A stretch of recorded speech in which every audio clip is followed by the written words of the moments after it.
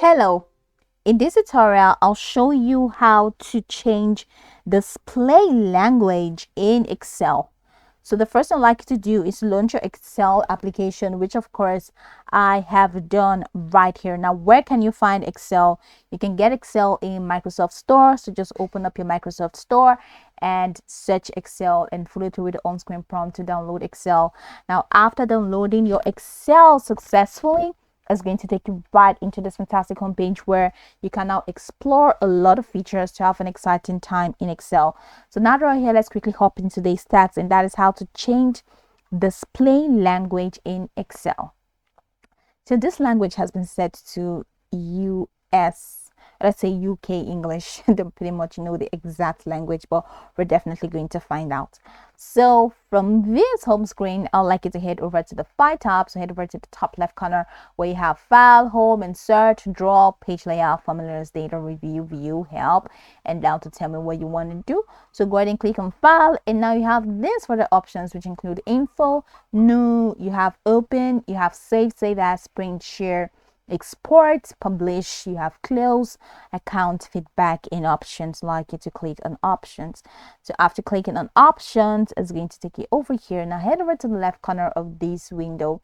You have Generate, Formulas, Data, Preference, Save, Language. Now go ahead and click on Language. Now you can see this is set to English United States as default.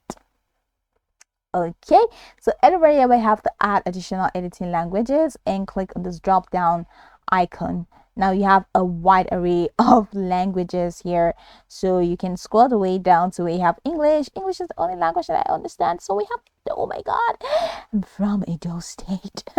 So scroll the way down and you have the English Canada, English Ireland, English Jamaica, English Caribbean, English India.